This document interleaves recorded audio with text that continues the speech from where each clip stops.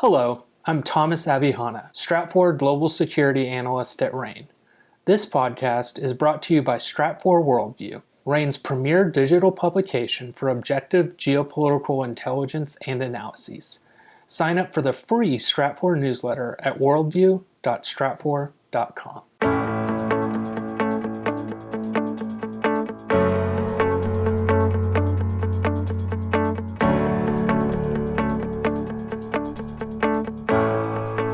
Germany is one of the first states to really recognize the importance of the railroad for military affairs.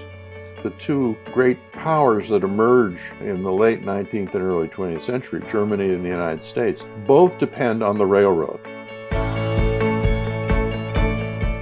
Welcome to Baker's Dozen, a podcast series about geopolitics from Stratfor, a RANE company. I'm your host, Roger Baker.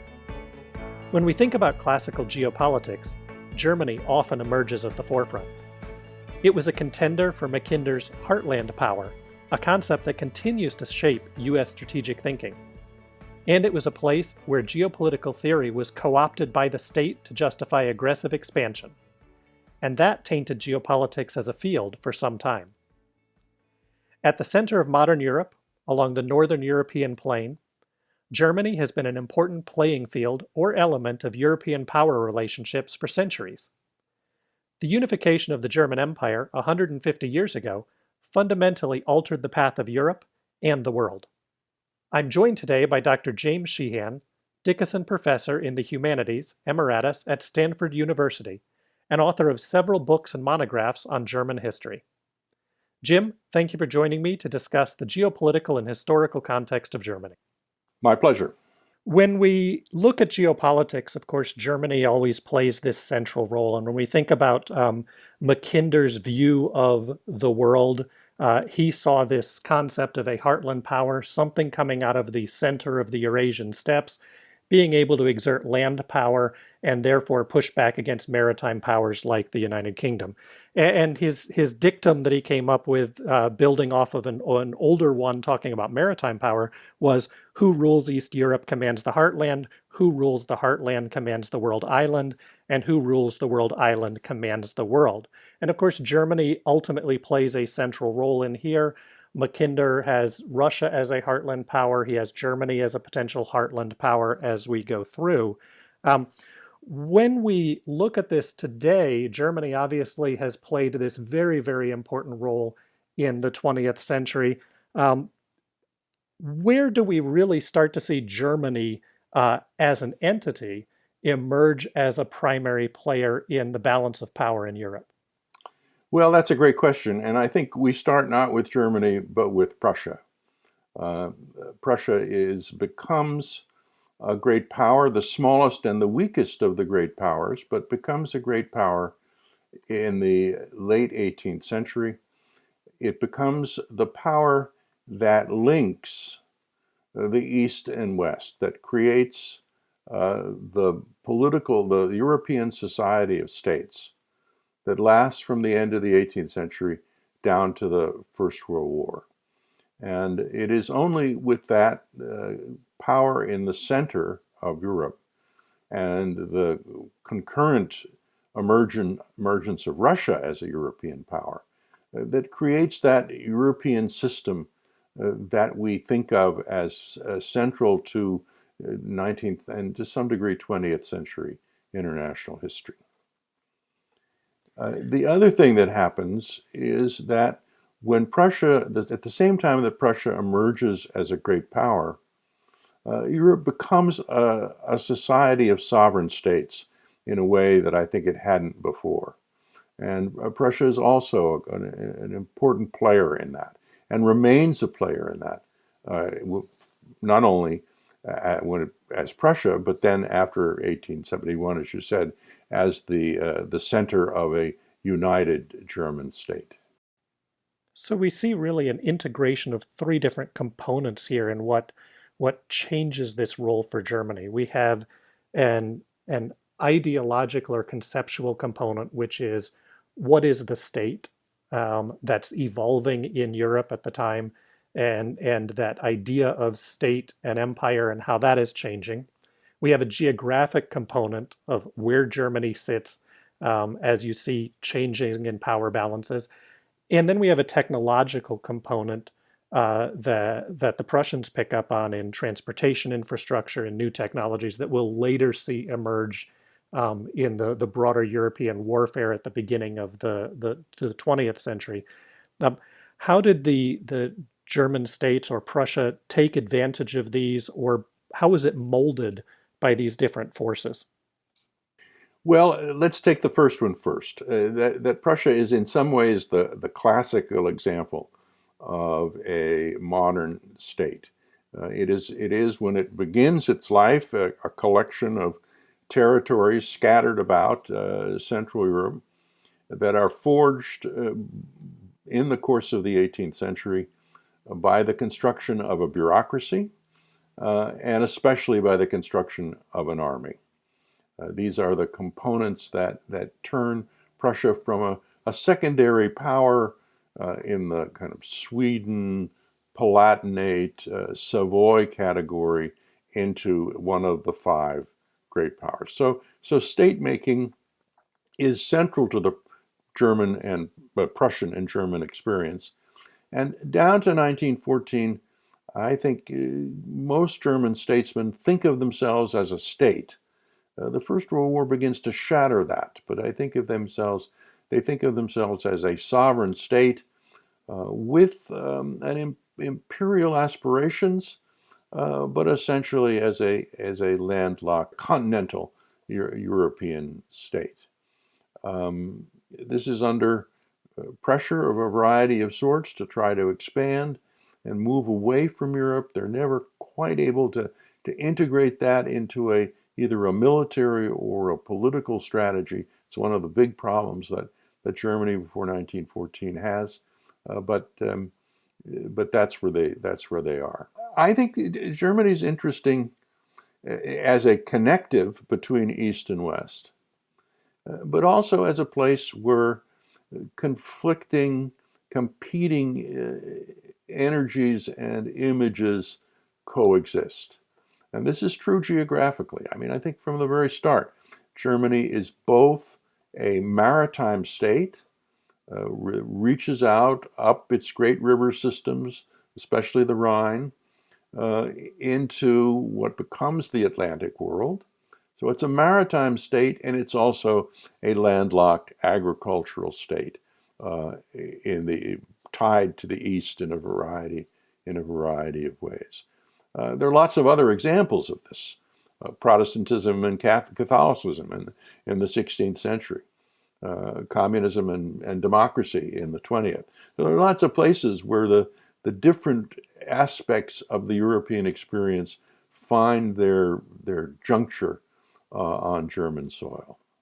In that sense, Germany plays, because of that linkage or that interactive connection, Germany plays a role in shaping and being a cauldron of different concepts and ideas in how they can be formed in their conflict and in their cooperation. Yes, absolutely. And in fact, that's one of the things that changes after 1989, when this Germany as meeting place begins to give way to the sense of Germany as really the central player in a different kind of Europe. There are lots of different ways we can think about Germany as a meeting place. In some ways, the German political system down to 1914 is an odd mixture of democracy and authoritarianism. I know the conventional view of Germany is as an authoritarian state, but in fact, Germany has some powerful democratic institutions. It's one of the most democratic suffrages in all of Europe, far beyond Britain, and not to mention the United States. It has some powerful representative institutions in both local and national level. Of course, it has a monarchy. Of course, the army plays a role. Of course, there's an authoritarian element. But the two coexist together, uneasily often, but coexist nonetheless. In looking at military history, one of the key concepts is Prussia's ability to utilize rail to rapidly be able to move itself in other places. And we think of that connection between Germany and technology, both in at least in military technology, in the Prussians. We see it in World War I. We see it in particular in World War II with certain types of technology facilitating rapid movement of forces and things like the development of the dive bombers. But we also see it, I guess, linking into concepts today of that technological component still playing into the economic realm of how modern Germany interacts with its neighbors. Well, I think Germany's or Prussia's political prominence down to the middle of the 19th century is largely organizational. It has to do with organizing, arranging, being able to deploy and motivate a successful army. The technology comes as Germany is one of the first states to really recognize the importance of the railroad for military affairs. In some ways, the two great powers that emerge in the late 19th and early 20th century, Germany and the United States, both depend on the railroad, that quintessential 19th century invention, in order to create a new kind of economic, social, and political system.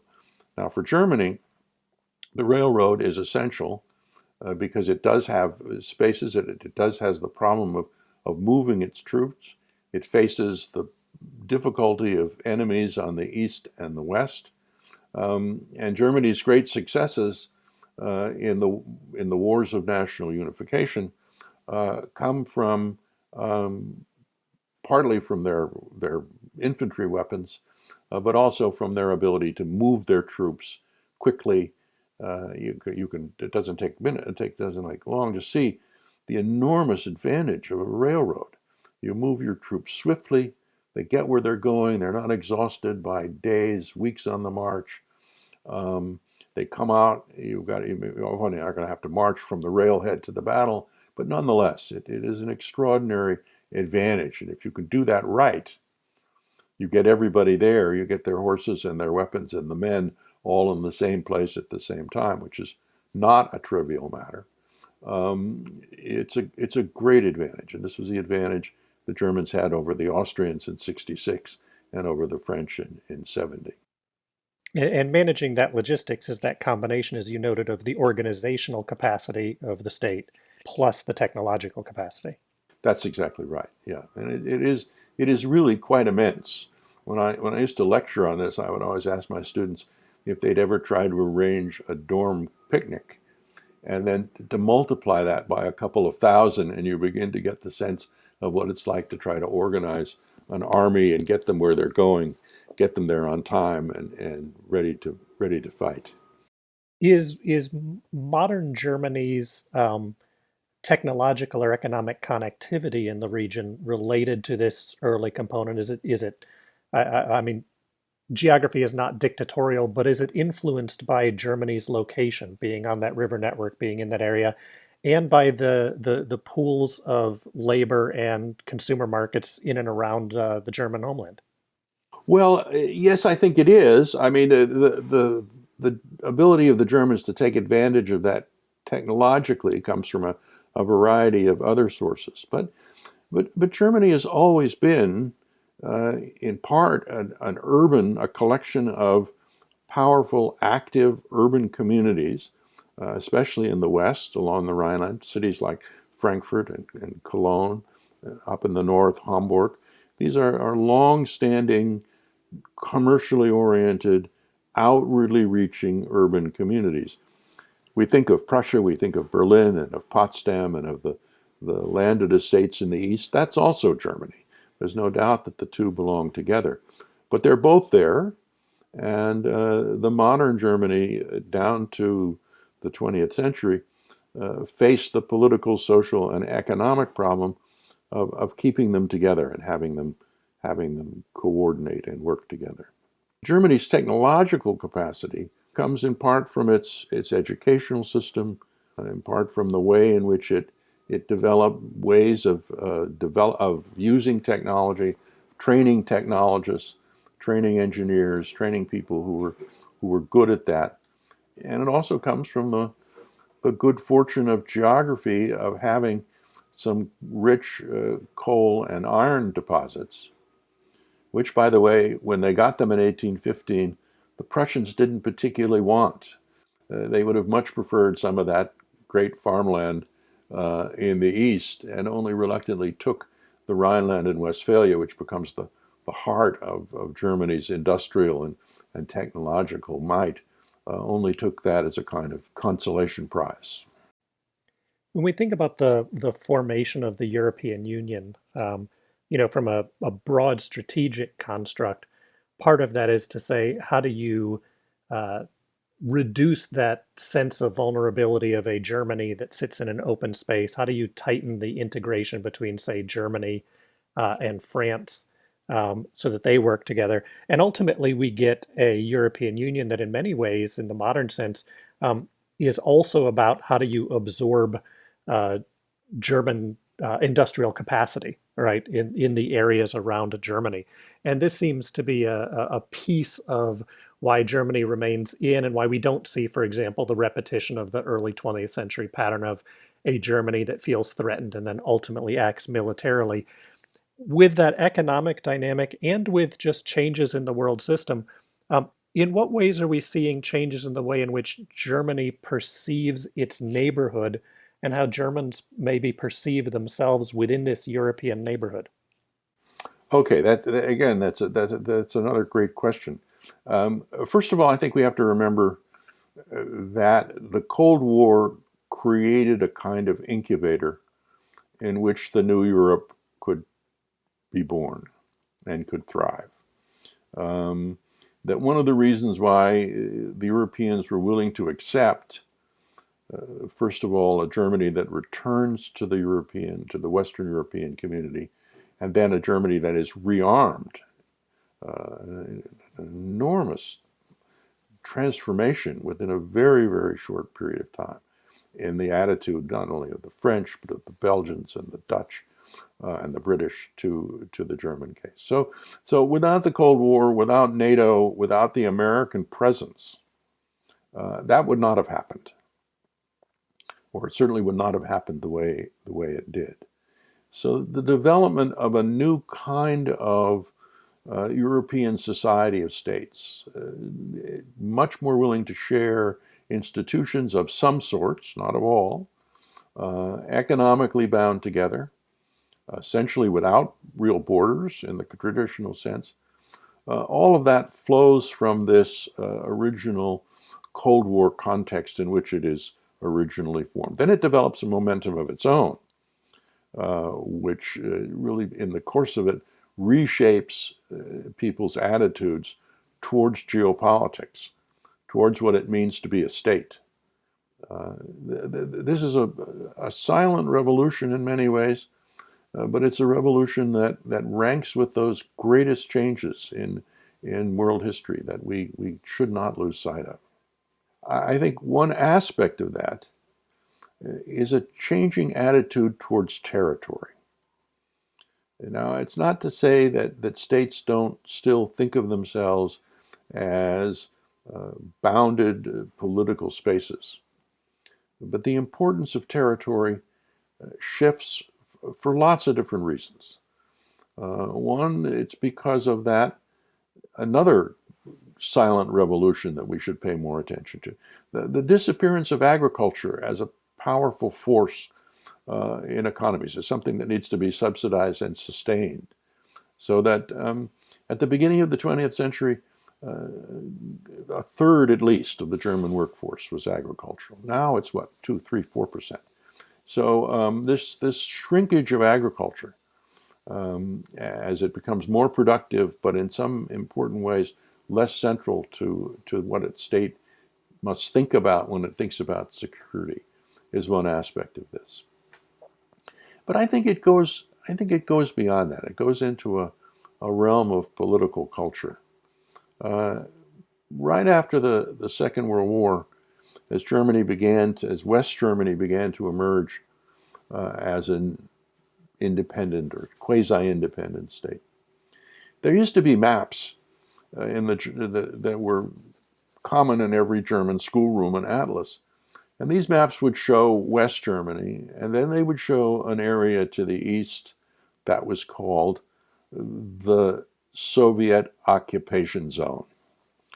And then there was on this map, superimposed on this map, the Germany of 1914, sometimes the Germany of 1939, which would be there as a kind of after image on the political retina.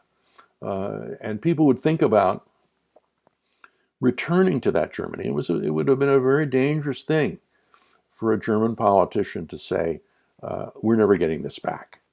This Germany you see outlined on your map, this ghost Germany, is never going to come back to life.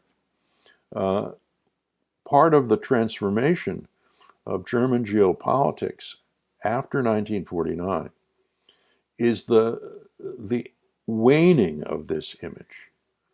And even when people continued to pay lip service to it, the fact is that by the 1960s, certainly by the 1970s, most West Germans, very few exceptions, don't really care much about what had been the Germany of their fathers and their grandfathers.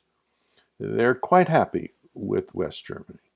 They're quite happy with their vacations in Spain and on Majorca and in Italy. They're quite happy with their transfer student status in the United States. They're not really thinking about regaining Breslau and Königsberg and so forth. The place one saw this shift most dramatically, and I was there for this, was the debate in 1990-91 where the new capital should be. Should it stay in Bonn or should it move to Berlin? And of course, as we know, in the end, Berlin won, but not overwhelmingly. Most of the people I knew, unlike myself, I have to say, were in favor of staying in Bonn. Bonn and of course, this is the West.